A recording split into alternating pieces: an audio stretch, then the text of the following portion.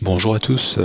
Alors, les fêtes viennent de passer. Le Père Noël m'a apporté un nouveau poste à souder avec un meilleur fer à souder et bien sûr une pompe à air chaud qui permet de dessouder les composants mais aussi d'imaginer pouvoir faire de la soudure de CMS. Alors CMS ou SMD, ce sont les petits composants miniatures qu'on trouve à la surface des cartes électroniques. Là, ici, sur l'écran, vous voyez des diodes en format 1205, je crois, donc qui est quasiment le plus gros.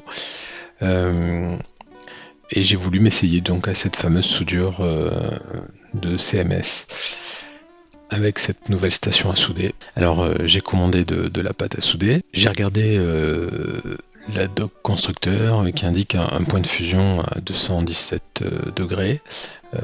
Donc j'ai soufflé à peu près à cette température, voire même je suis monté à 230 degrés. On voit que ça commence un peu à fondre en chauffant, voilà.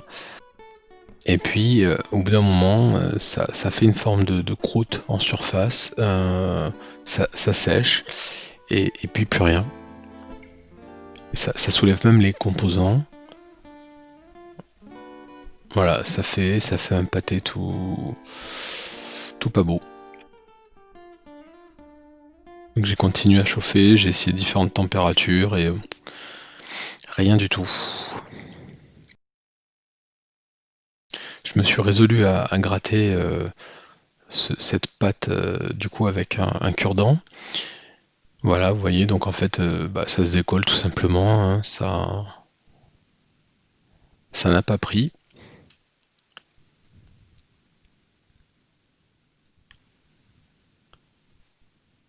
Et même les composants, vous voyez, ils s'enlèvent tout simplement.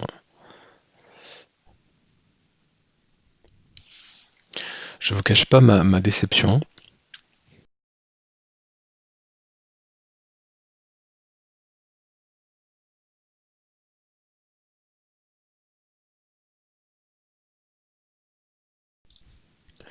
Ayant besoin de tester ma carte, je suis revenu donc à la technique de la soudure de CMS au fer à souder.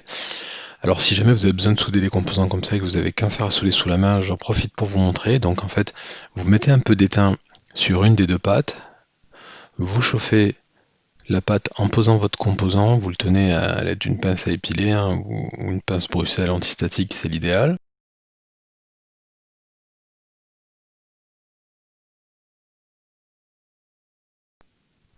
Voilà, donc j'avais préalablement étamé une pâte, je chauffe pour faire prendre le composant.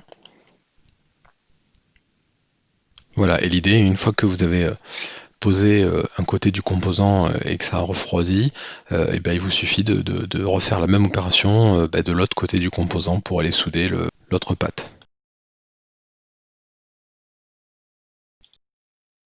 Bon, étant têtu et n'aimant pas rester sur une défaite, je me suis remis en tête de refaire ma soudure au pistolet air chaud. Donc j'ai remis de la pâte, j'ai posé des composants. Alors là, vous voyez, c'est même des composants de récup hein, que j'ai récupéré sur je crois, un Arduino qui fonctionnait plus. Donc c'est des composants encore plus petits. Alors là, je suis carrément monté à 300-350 degrés et j'ai augmenté le débit d'air, un peu en mode barbare.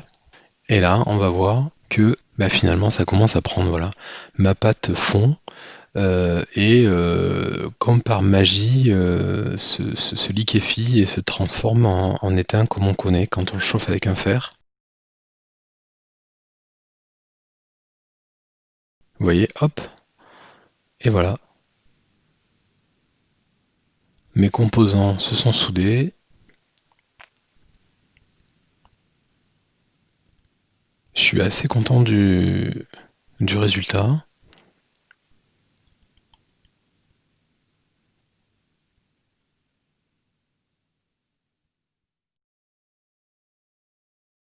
Après refroidissement, petit coup de testeur et on voit que ça marche parfaitement.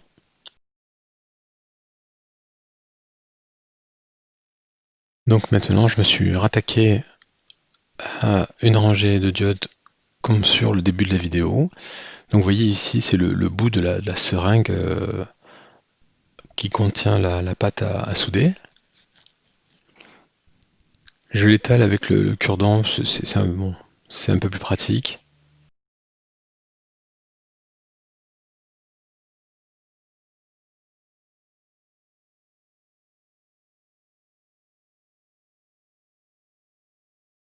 Je fais pareil de l'autre côté du composant. Je place mes composants.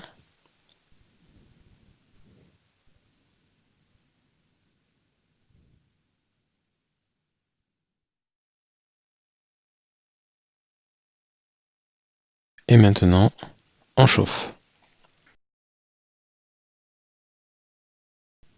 Alors, comme j'ai vu sur certains articles ou certaines vidéos, et y compris la doc constructeur là, de la pâte à souder, il faut d'abord préchauffer un peu à distance, hein, la pâte pour qu'elle monte en température.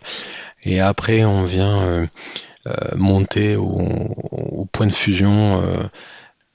Sinon, je crois que le risque, c'est en fait que ça colle, mais que ça adhère pas réellement à la pastille. Voilà, je chauffe tranquillement, je laisse monter en température.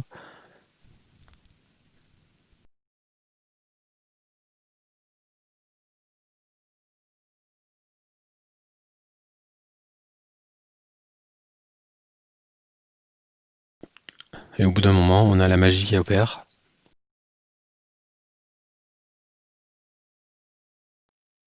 Alors je vous rappelle, hein, ce sont mes premières soudures avec cette méthode-là. Donc c'est pas un résultat complètement parfait. Il faut encore ajuster, je pense, la quantité de pâte et l'angle de chauffe. Mais je voulais un peu vous montrer voilà, mes premières impressions et mes premières expériences.